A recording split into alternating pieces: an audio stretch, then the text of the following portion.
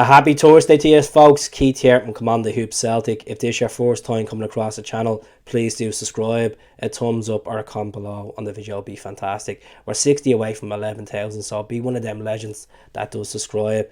Folks, we're going to talk about Patrick Roberts and Fraser Foster. Yes, they're two former players, but there has been stories going around the last couple of days, so I read into them. I'm going to say my piece and then we'll move on from the video. It won't be too long.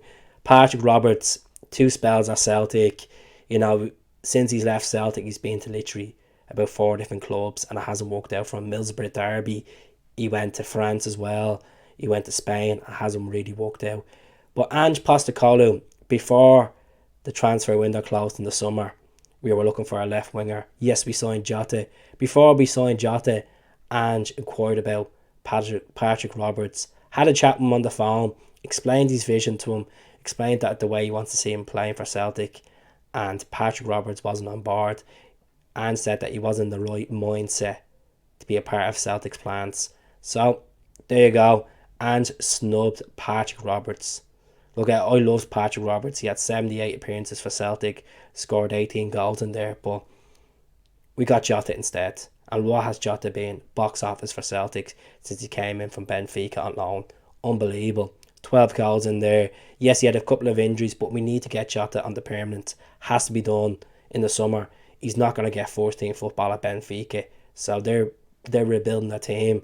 I know his former youth manager is the manager at Benfica, but I'm kind of glad we didn't get Paddy Roberts. I know he's at Sunderland now, and he's still only 25 years of age. I've done a video on Patrick Roberts. That ship has sailed 3 years ago. I think it's time we move on from it. I had to discuss it today because another 3 vloggers are discussing it, so I had to get my piece in. Fraser Foster done an interview with Sky Sports the other day saying that he's now going to be a Celtic supporter for the rest of his life.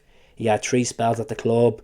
We got him back in 2010 on loan from Newcastle. Then we eventually signed him and then we sold him off to Southampton. He came back 2 seasons ago, had some outstanding saves against Lazio, against Rangers in the League Cup final, and he turned down a chance to sign for us on a permanent deal from Southampton 2 summers ago when we were going for this iconic 10 in a row, which never happened.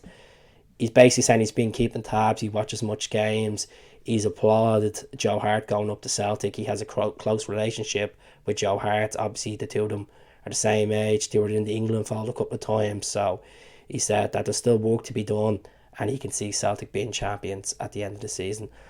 I love Fraser. Absolutely loves Fraser Foster, but I think we got a better deal here with Joe Hart. Fraser had his time with the club. It sailed. He broke a British record for clean sheets at Celtic. Kept us in it so many times in Europe, in the league.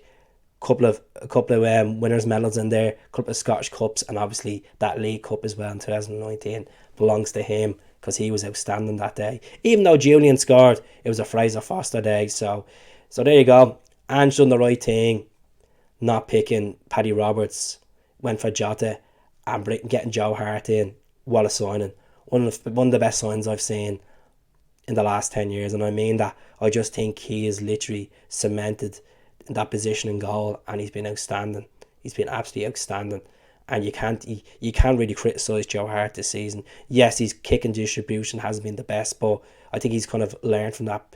Since Christmas, he's been grand on the ball, and he still needs to make himself present for the crosses. But what the save he pulled off the other day at Ibrox, unbelievable, and that was a massive statement that Celtic defensively are improving with the goalkeeper, with the defence. We're getting it together at the back, and hopefully in time will come we will get that centre back Carter Vickers on a permanent. But for the time being, let's just enjoy the football. Let's enjoy being top of the league. And let's enjoy getting the final 6 games over and done with. Massive game on Saturday. I will be back tonight for a podcast with Michael. And then hopefully we'll do a preview for the St. Johnstone game as well in the next couple of days. Speak to you all soon. God bless. Hell.